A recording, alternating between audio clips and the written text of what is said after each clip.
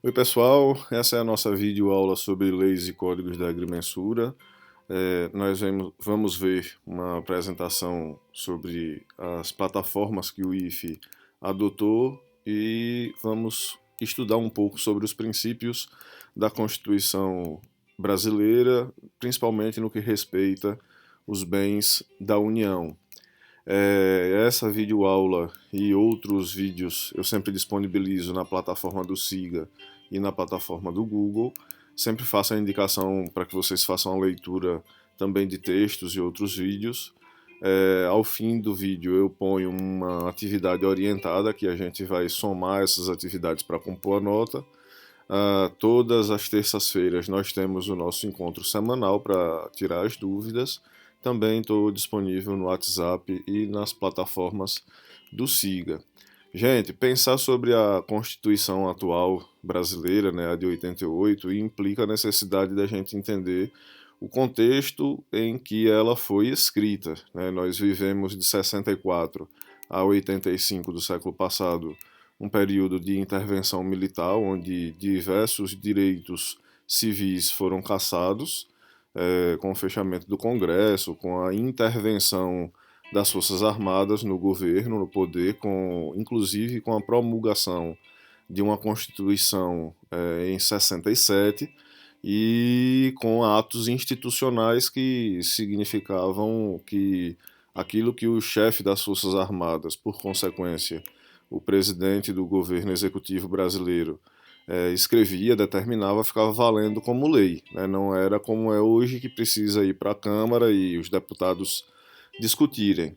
Então, em 88, muito do que foi escrito na Constituição atual remete a esse período que o Brasil viveu e, enfim, trata sobre diversos aspectos sociais na busca da garantia, né, de direitos sociais e civis. Por isso que a nossa Constituição é considerada a Constituição cidadã. Né? A gente precisa entender que há uma hierarquia legal, então aquilo que está previsto na Constituição e nas emendas constitucionais tem validade, tem, né, maior poder jurídico, e assim sucessivamente as leis complementares, decretos governamentais, e aqui respeitada também a hierarquia, né, estadual, municipal, ou seja, as áreas de abrangência das legislações que nós temos.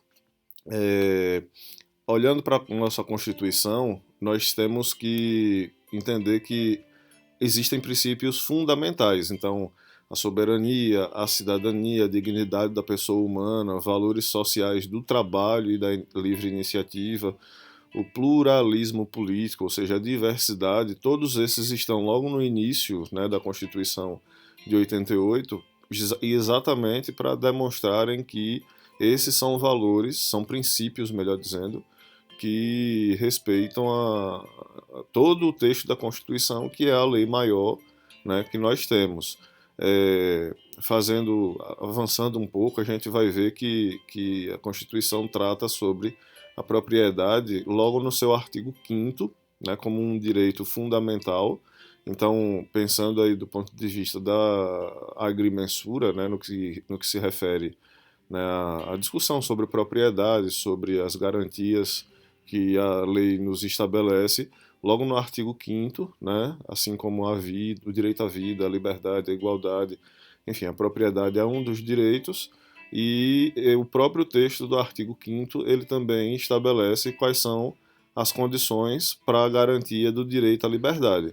Né? Ele vem aqui no inciso 12, né, que todos têm direito à propriedade, mas ele estabelece que a propriedade atenderá sua função social. E a gente vai discutir um pouco sobre o que é a função social e sobre o que ocorre no caso de nós não, no caso de a propriedade não garantir essa função social, né? Já adiantando que é a desapropriação ou a perda do direito à propriedade. A Constituição, lá no seu artigo 20, estabelece quais são os bens da União. Então, todos aqueles que já lhe pertencerem ou que vierem a ser atribuídos, adquiridos, obviamente, né? as terras devolutas, ou seja, sem uso, sem destinação específica, né, social, que sejam indispensáveis à defesa das fronteiras, construções militares, comunicação, preservação ambiental, aqui um tema que a gente vai ver muito quando discutirmos sobre leis e códigos da agrimensura. Todos os lagos, rios, qualquer curso d'água, né, que banhe mais de um estado ou que sirva de fronteira, de limite com outros países. Então, nosso exemplo aqui em Sergipe, né, a gente tem o Rio São Francisco, que passa por mais de um estado, indo para o sul, a bacia do Rio Paraná, o Amazonas, a bacia do Amazonas, com diversos rios aqui que passam por diversos estados, inclusive que ultrapassa as fronteiras do Brasil. Todos esses são considerados bens da União. Então, as ilhas, os lagos limítrofes a outros países também, as praias marítimas. Então, a faixa de praia é um bem da União. A gente pode discutir o acesso a essa praia, mas a faixa de praia é um bem da União, da República Federativa do Brasil, é um bem público, né? Não tem dono. Importante destacar isso. A Constituição também continua, né, estabelecendo quais são os seus bens. Então, recursos naturais da plataforma continental, de toda a faixa, né, da plataforma continental e da zona econômica exclusiva, o mar territorial, os terrenos de marinha, né, então não é da Força Armada, né, marinha, mas é uma lei própria da época do Império que estabelece uma faixa que varia de acordo com a oscilação da maré. Então, quanto maior a oscilação da maré, maior a faixa desse terreno, né, nas faixas litorâneas do nosso país. A gente pode discutir isso em outra aula, certo? Potenciais de energia hidráulica, recursos minerais, inclusive os do subsolo. Então, a pessoa no Brasil tem direito à propriedade do solo, dessa faixa inicial, né, acima da crosta terrestre, mas os recursos minerais extraídos no subsolo são bens da União. Então, atividade de mineração, de petróleo, etc., né, esses itens, mesmo estando abaixo do solo de uma propriedade particular, os bens que estiverem no subsolo são de propriedade da União. Cavidades naturais, né, então cavernas, grutas, né, segue a mesma lógica. A pessoa pode ter até a propriedade sobre o terreno acima, mas essas cavidades, né, e sítios arqueológicos são de propriedade da União, e as terras tradicionalmente ocupadas pelos indígenas. Aqui tem um mapa com alguns territórios, né, que estão passando, né, pela discussão, né, de já ser declarado terra indígena ou não. Você vê que tem diversos territórios ao longo de todo o território brasileiro que são indígenas, nos diversos estados da federação, e a Constituição estabelece que esses territórios são indígenas. A FUNAI, né, que é a Fundação Nacional do Índio, é quem fiscaliza, é quem executa as leis no que se refere a esses territórios. Bastante importante observar isso para a gente, enfim, enquanto prestador de serviço, não implicar num crime legal, né, no descumprimento de alguma questão legal no que se refere às terras indígenas. Continuando, né, ainda como bens da União, é assegurado nos termos da lei aos estados, municípios, bem como órgãos da administração, a participação no resultado da exploração. Eu destaquei isso daqui para que a gente entenda que mesmo os territórios, né, os estados, municípios, ou seja, essas faixas territoriais definidas em lei, tanto quanto tanto quanto propriedade particular, quando houver produção de energia, mineração, petróleo, enfim, algo que implique em recursos, o Estado, o município ou a propriedade particular que tiver inserida nesse contexto dessa prospecção, enfim, dessa atividade econômica, terá, né, um ganho, um valor que será recebido devido a essa atividade. O parágrafo 2º determina que são bens da União a faixa de até 150 quilômetros de largura ao longo das fronteiras terrestres. Isso é denominado pela Constituição como faixa de fronteira. Então, toda essa área de fronteira com outros países na América do Sul, até 150 quilômetros, né? Então é uma área enorme do território brasileiro, né? São, enfim, mais de 580 municípios, 11 estados da federação, tudo isso é considerado bem da União, e aí tem legislação própria para a ocupação e utilização desse solo. Então, se a gente for prestar serviço nessa região, né, do país, tem que observar também que há legislação própria para que a gente não deixe de cumprir a legislação e não preste um serviço de forma errada. A Constituição brasileira, ela estabelece também sobre limites, enfim, ordenamento sobre a política urbana. Então, destacar aqui que a política de desenvolvimento urbano, né, municipal, vai ser executada pelo poder municipal, então cabe às prefeituras do poder executivo, conforme diretrizes fixadas em lei, com o objetivo do desenvolvimento das funções sociais. Então, vejam que a Constituição, em diversos momentos, ela estabelece aqui, né, aqui nesse caso no artigo 182, a expectativa do desenvolvimento social da cidade para a garantia do bem-estar dos seus habitantes. E aí determina, no parágrafo 1º, que o plano diretor deve ser aprovado pela Câmara Municipal, obrigatório,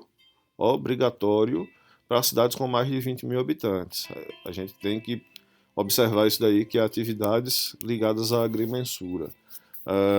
Nos municípios, né, que tiverem mais de 20 mil habitantes, deve obedecer à promulgação de um plano diretor aprovado, né, por lei municipal. Tem que observar cada município se tem, né, se cumpre esse ditame ou não e o que está estabelecido. Obviamente que esse plano diretor serve como instrumento de desenvolvimento, de ordenamento, eu diria, para a expansão urbana. A propriedade urbana, ela deve cumprir a função social. Percebam, cumprir a função social. Senão, ela vai estar, né, sujeita ao que estabelece a lei. Né? Então, cada uma das cidades também vai estabelecer, né, as regras em seu plano diretor. Aquele que possui, e aí o artigo 183, né, no que trata a questão da propriedade, ele estabelece: aquele que possuir como área urbana até 250 metros quadrados por 5 anos, né, ininterruptamente, sem nenhum questionamento, utilizando para sua moradia, né, ou da família, terá o direito ao domínio desse terreno, desde que não seja proprietário de outro imóvel urbano ou rural. Então, a pessoa que por 5 anos ocupar um terreno de até 250 metros, durante 5 anos, sem que haja nenhum tipo de crítica, de oposição, de processo judicial, essa pessoa terá direito ao domínio desse território, né, desse terreno, desde que não tenha outros terrenos, certo? E aqui, enfim, o artigo 183 ele continua e ele também determina que, enfim, muito breve, muito simples, os imóveis públicos não são adquiridos por uso capião, que é esse instrumento que eu acabei de ler anteriormente. Então, não tem dúvida nenhuma, outros terrenos, né, outros imóveis estão passivos de uso capião. Os públicos, os terrenos públicos de propriedade pública, não estão passivos de uso capião. A Constituição, ainda, né, no 184, determina que compete à União desapropriar, por interesse social, para fins de reforma agrária, o imóvel rural, aqui trazendo para a realidade do campo, que não esteja cumprindo sua função social. Isso está previsto na lei maior do Brasil. Então, a pessoa pode até ter o direito, né, à propriedade, desde que cumpra a função social. E aí entra a discussão das terras improdutivas, né, que não cumprem sua função social no meio rural, estão passivas de serem desapropriadas. E aí ele estabelece, né, que essa desapropriação vai ser feita mediante prévia e justa indenização da dívida agrária, com cláusula de preservação do valor real, né, desse imóvel, resgatáveis em 20 anos. Ele estabelece as regras. Né? Então, é previsto na Constituição que imóvel improdutivo, o INCRA, que é o Instituto Nacional de Colonização e Reforma Agrária, pode sim, fazer a desapropriação. São insuscetíveis a essa desapropriação para fins de reforma agrária as pequenas e médias propriedades rurais e, obviamente, as propriedades produtivas independente do seu tamanho. Então, pequena e média, eu vou colocar um vídeo aqui para vocês assistirem depois uma discussão mais aprofundada sobre o que é propriedade pequena e média, mas não está passiva de desapropriação. Então, a Constituição estabelece as regras para indicar, para ordenar o uso desse espaço rural com sua perspectiva produtiva. E aqui uma outra veia, né, bastante crescente aí no final do século passado, da perspectiva de preservação do meio ambiente. O artigo 225 estabelece que todos temos direito, né, ao meio ambiente equilibrado, e aqui eu destaquei, né, impondo-se à coletividade o dever de defender e preservar para as presentes e futuras gerações. Aqui, nitidamente, a perspectiva do conceito do desenvolvimento sustentável, de uma maneira que a gente possa utilizar, né, as gerações presentes, utilizar esse meio ambiente equilibrado, mas também garantir o uso para as próximas gerações, né? Ou seja, que seja feito um desenvolvimento sustentado ao longo do tempo.